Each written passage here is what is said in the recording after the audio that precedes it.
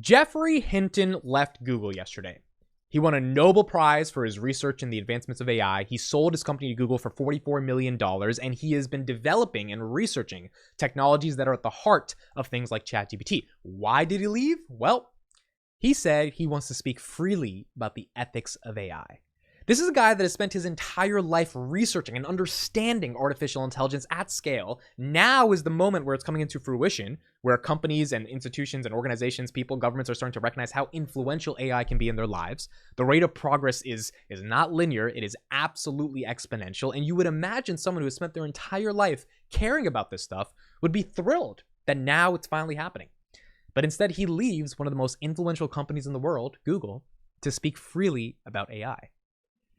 When I heard of this news yesterday, not only was I perplexed by the fact that someone who dedicated their life to this is just leaving, but the reasoning behind why they were leaving, i.e., he does not believe that the tech giants actually care enough about the safety of AI. He thinks that they're now in a race for profits. He thinks that as soon as Microsoft released ChatGPT, there was an internal turmoil inside of Google. Google was developing things like ChatGPT for really about a decade right now in terms of the actual LLMs and AI, but they never released it because they realized it was going to kill their core search business. Microsoft beat them to that, put out ChatGPT. Now Google's in internal turmoil to try to figure out how to compete with them, and now it is a race for arms in the AI wars.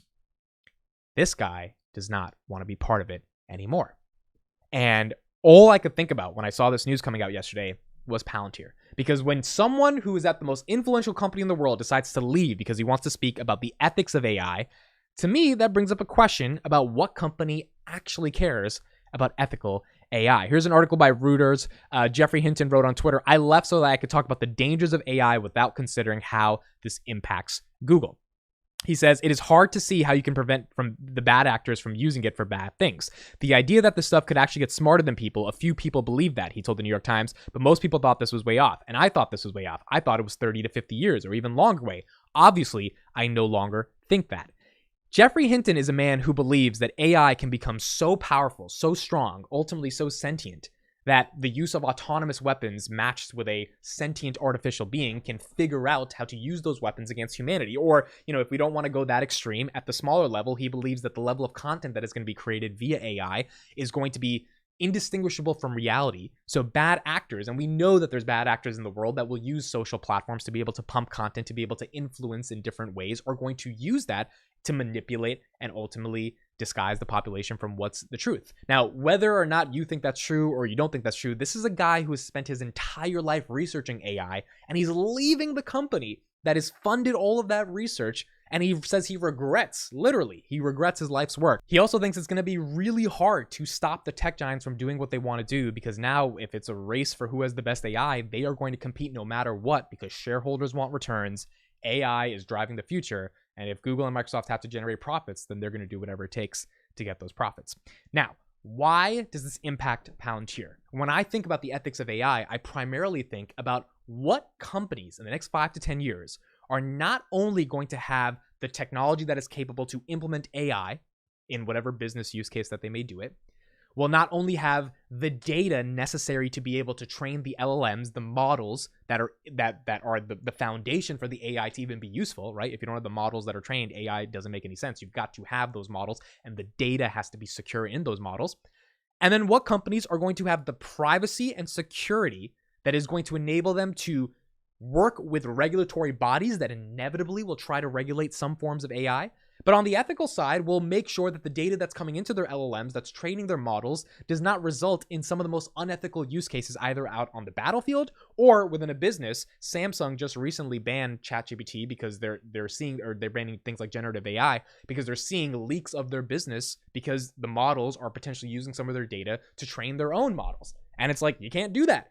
You can't take a hospital's patient database and take different variables from that database and then just fuel your own model in it because you're building some type of product, because that hospital's patient's data is not yours. And so Alex Karp, CEO of Palantir, talked about the companies that are able to train the models, implement the AI, and do it with the utmost respect for ethics and security are going to be the winners in the next 5 to 10 years, because governments around the world, companies around the world, are not going to allow their data to be misused, and they're not going to allow that data to ultimately go into bad actors. Here's Alex Karp. I think it's really important to bring this back up, talking back 2 months ago about the ethics of AI. Take a listen to what he says, and then we'll talk about why this guy at Google left and why I think Palantir's Alex Karp is not leaving in regards to what Palantir is doing with AI. The bigger issue is going to be for us, what are the ethics around AI? Like, for example, first of all, there are huge ethical issues on the battlefield. If you use an algorithm to generate a military decision and it goes wrong, who's responsible? What is the delegation process once the war starts? What are the ethics of deciding if you go to war? Can you do that with augmented techniques? When you're at war, what are the constraints? Do our adversaries pay attention to these constraints? If not, what does it mean for us?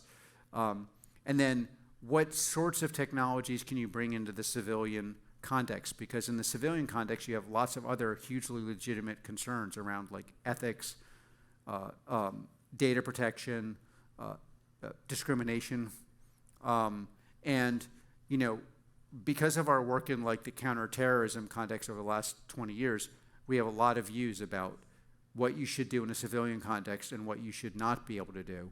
And then the interesting thing is there's this constant, while AI is becoming more and more important, there are like, well, what powers the AI? Does the AI stack have segmented data so that you can prevent the algorithm from making horrifically amoral decisions? By the way, how would you know what the inputs are into the AI algorithm? But you have to know. Like, even if you don't care, let's just say you don't care, you will have to care, like in your business. You will have to care what went in there because a regulator is going to ask you, well, what were the variables that went into this decision that allowed you to make A, B, C decision? And the regulator is very likely not to be that technical. So you're going to have to show them in the data stack, well, how was this decision made? So these are all sorts of things we're going to be very, very involved in, both from a tech implementation part and also in our work as like our foundation and other things. So what Karp is saying right here, these are questions that I think cannot be ignored. These are not basic things that he's asking. When he says, where did you get the data from? Is that data segmented? How are you going to be able to show a regulator when AI inevitably gets regulated what inputs and variables you put into the model to be able to train the data upon?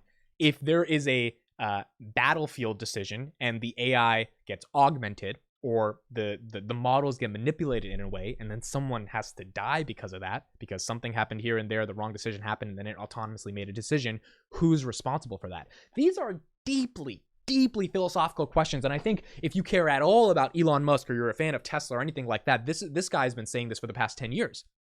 He's been saying it for the past 10 years. I remember the first Joe Rogan interview. I was in college in 2018. He's speaking to Joe Rogan live. I think there were like 300,000 people on YouTube watching it live. And he's like, we don't realize how crazy AI is going to become.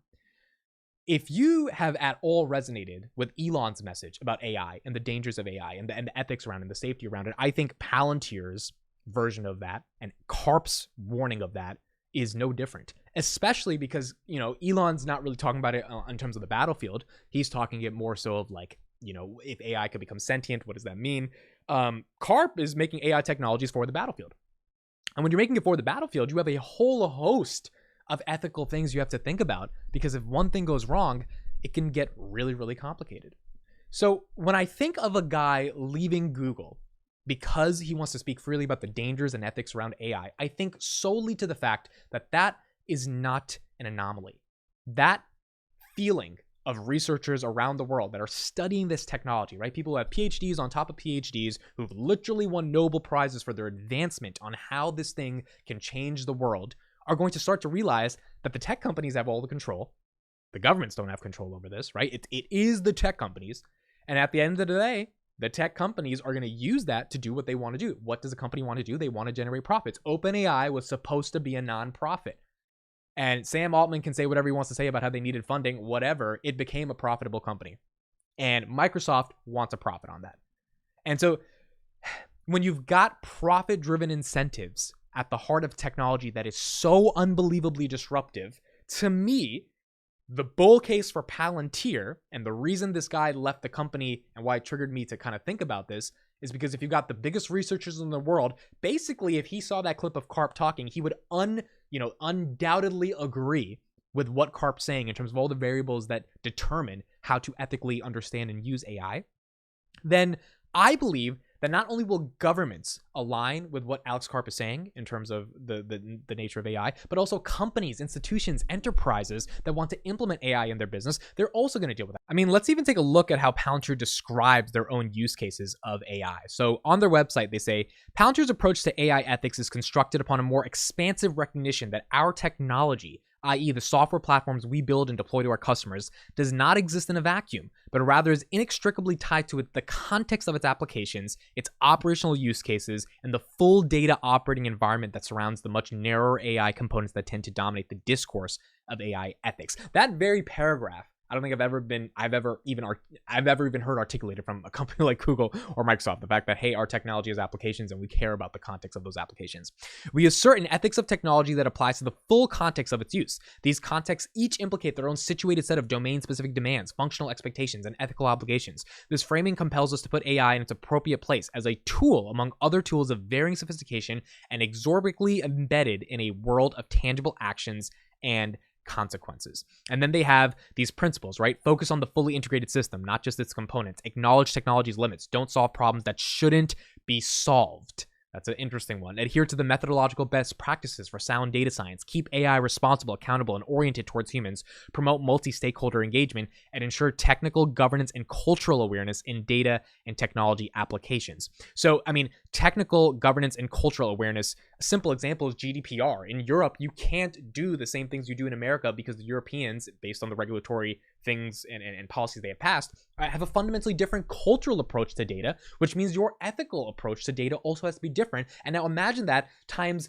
a billion different companies, environments, institutions, governments, organizations, all of these different places that have different ways that they want to implement this technology in their business. It's not just a search box. You can't just type something in and click on an ad. And who knows if the days of that are over? I don't think it's necessarily over, but we do know the paradigm by which we engage with software is changing. And when something can give you an answer immediately, when you implement that into the business, when you implement that into the battlefield, that has ethical implications and that matters. Everyone that gives Palantir all of this, you know what, for they're a spy company, evil, yada, yada, yada, well, they seem to be one of the only companies that's actually discussing the ethics of AI, even though they've been tainted as a company that doesn't care about civil liberties, that doesn't care about protecting your data. But everything I'm seeing and everything I'm seeing from their clients that use them seems to be that they actually are one of the only companies in the world that is learning how to implement this technology in a meaningful way. Not only do they have the tech that they built 20 years to build, and they're rapidly innovating on it. We've seen that with the Defense AIP platform, and I did a video on that. But we're also seeing them actually care about how they're implementing that. And that, I think, is a recipe for not short-term gains in the stock, but for long-term real business success, which should hopefully benefit the stock over the long term. But there's only going to be a few companies that are actually able to do that. And I don't know if it's going to be Google. I don't know if it's going to be Microsoft. I don't think those giants are going anywhere, but I do know a very small company that's trying to be a giant is definitely doing the things that's necessary to try to become a giant in the AI space. And as a result of that, I think there is a substantial opportunity, if they can figure out the execution of it, for them to be one of the major winners when it comes to AI and the technology that it will enable over the next decade. Those are my thoughts. Let me know what you think. The head of Google's AI leaves the company to talk about it, and Palantir's CEO Alex Karp stays at the company to implement AI in a meaningful way. I'll see you in the next one.